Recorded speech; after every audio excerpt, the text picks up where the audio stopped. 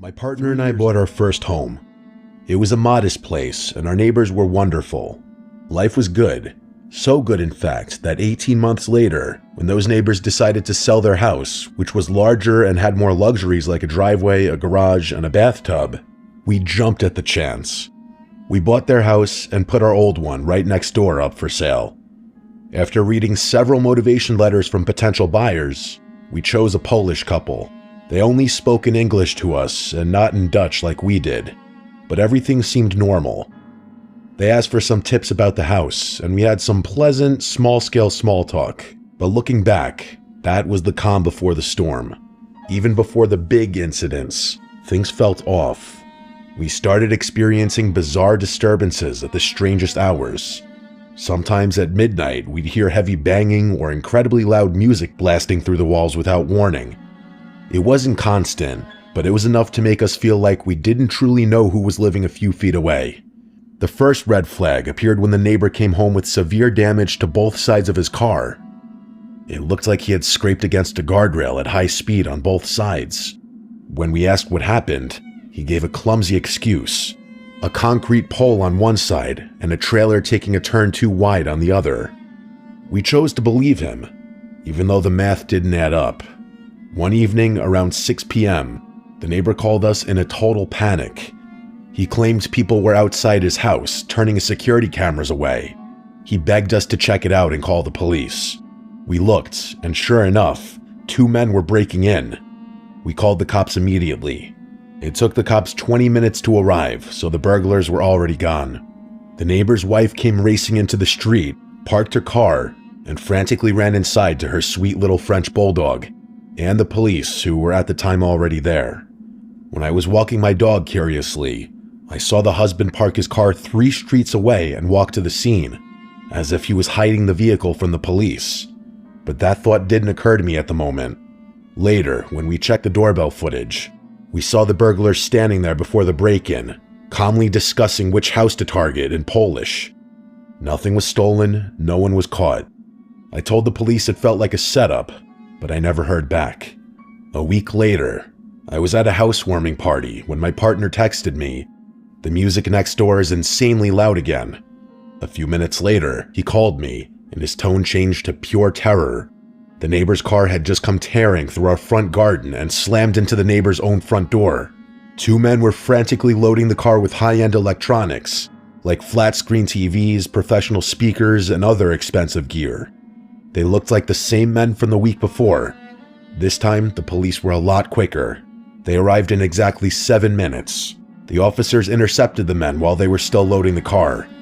When asked for ID, the men claimed they didn't have any. Then things got surreal.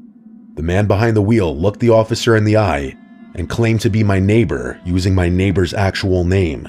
But there was a catch. In the 9 months that they lived next to us, my neighbor had never spoken a single word of Dutch. This man, however, spoke fluent Dutch with a thick Polish accent.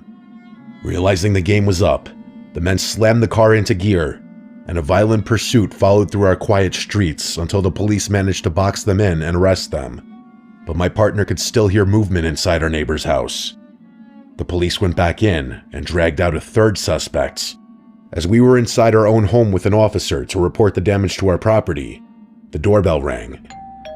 We turned around, and there he was, the actual neighbor. He was unrecognizable. His face was a swollen, bloody mess. One eye was swollen shut, his mouth was torn, and his arm hung at a useless angle, covered in what looked like defensive stab wounds. He looked feral, aggressive, and broken. The police officer tried to intervene, but the neighbor flat out refused to file a report or cooperate. Since the victim wouldn't speak, the officer had no choice but to send him back to his house. Later that night, the neighbor rang our bell again. He was trembling. He confessed that he cheated on his wife, and he claimed that she had sent people to take him out. He begged to sleep at our house. Terrified and wanting no part of this underworld drama, we refused. My partner offered to drive him to the hospital instead. We dropped him off at 10:30 p.m., telling him we were staying elsewhere for the night because we no longer felt safe. But we didn't stay elsewhere. We went home, locked every door, and tried to breathe. At around 1 a.m., our dog started growling.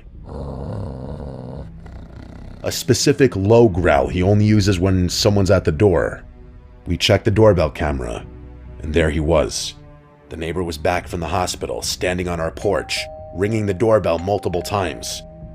We sat in the dark, watching the screen in silence.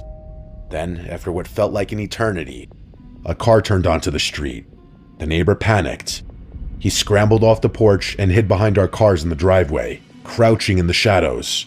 Watching this bloodied, broken man lurking in the dark behind our own cars was one of the most unsettling things I've ever seen. The car stopped, and a woman got out. It was his wife. She walked toward her front door, paused, and glanced at our driveway. She saw him. We held our breath, waiting for a confrontation, or worse.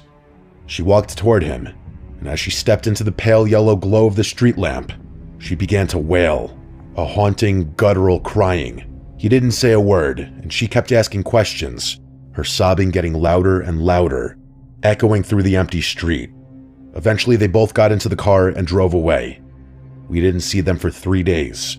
We didn't even know where their dog was. The wife eventually returned alone. She found the dog inside, and she told us she doesn't think she'll ever see her husband again. Whatever the real story is, drugs, debt, or a marriage turned lethal, I've realized one thing. I don't think I want to know.